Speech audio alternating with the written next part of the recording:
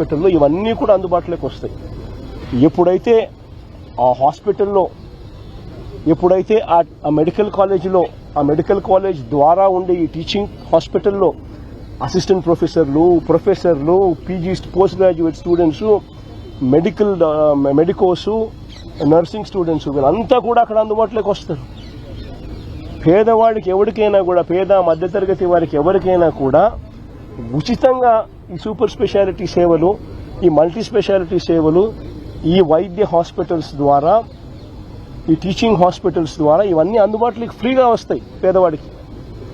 ఒకవైపున ఇది రావడమే కాకుండా దీనివల్ల జరిగే బిగ్గెస్ట్ అడ్వాంటేజ్ ఏంది అని అంటే, బిగ్గెస్ట్ మేలు ఏందనంటే, ఈ హాస్పిటల్లో ఎప్పుడైతే ఇలాంటి సేవలన్నీ ఉచితంగా పేదవాడికి మధ్యతరగతి వారికి అందుబాటులోకి ఎప్పుడైతే వస్తాయో, చుట్టుపక్కల ఉన్న ప్రైవేట్ హాస్పిటల్లో, 30 కిలోమీటర్ల అవతల ఉన్న ప్రైవేట్ హాస్పిటల్లో, చుట్టుపక్కల ఉన్న మిగిలిన ప్రైవేట్ హాస్పిటల్స్ ఇష్టం వచ్చినట్టు రేట్లు ఛార్జ్ చేయలేవు. ఇష్టం వచ్చినట్టు రేట్లు ఛార్జ్ చేస్తే ఎవరు పోరు. ఎందుకనంటే teaching hospital, government teaching hospital అవైలబుల్గా ఉంది కాబట్టి పేదవాడికి ఆరోగ్య భరోసా ఇచ్చేది ఈ 17 మెడికల్ కాలేజీలు, తద్వారా వచ్చే 17 మెడికల్ టీచింగ్ హాస్పిటల్స్. ఇదొకటే కాకుండా అందులో అవైలబుల్గా ఉండే అవైలబిలిటీలోకి వచ్చే సీట్లు, ఈ సీట్లన్నీ కూడా గవర్నమెంట్ మెడికల్ కాలేజీలో సీట్లన్నీ కూడా ప్రైవేట్ మెడికల్ కాలేజీల కన్నా తక్కువ రేటుకే ఈ సీట్లు అందుబాటులోకి వస్తాయి. దీనివల్ల బాగుపడేది మన పిల్లలు, దీనివల్ల బాగుపడేది మన తల్లిదండ్రులు, మన పిల్లల తల్లిదండ్రులు. ప్రైవేట్ కాలేజీలకు ఎప్పుడైతే ఇస్తామో సీట్ల మీద రేట్లు విపరీతంగానే ఉంటాయి.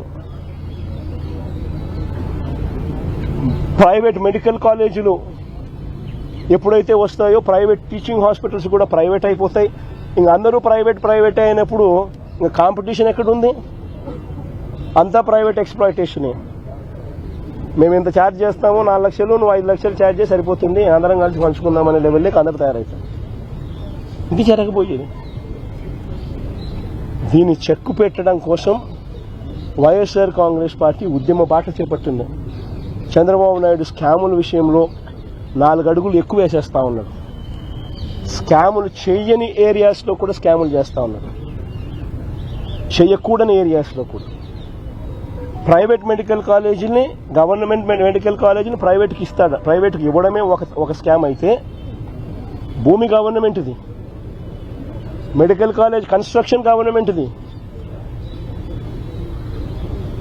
దాంట్లో పనిచేసే వాళ్ళు గవర్నమెంట్ వాళ్ళు,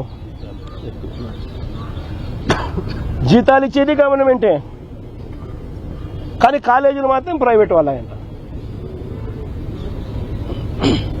ఒక్కొక్క గవర్నమెంట్ మెడికల్ కాలేజీలో జీతాలు ఎంతో తెలుసా? ఒక 550 బెడ్, 600 బెడ్ హాస్పిటల్ నడనంటే మెడికల్ కాలేజీలో జీతాలు అయ్యేది, మీరు ఏఐలోకి వెళ్ళి గూగుల్ సెర్చ్ నొక్కండి.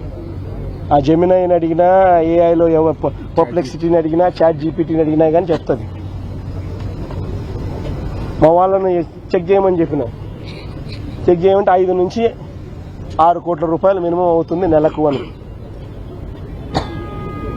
అంటే 60 కోట్ల రూపాయలు సంవత్సరానికి ఒక్కొక్క మెడికల్ కాలేజ్ మీద జీతాల మీద అయ్యే ఖర్చు.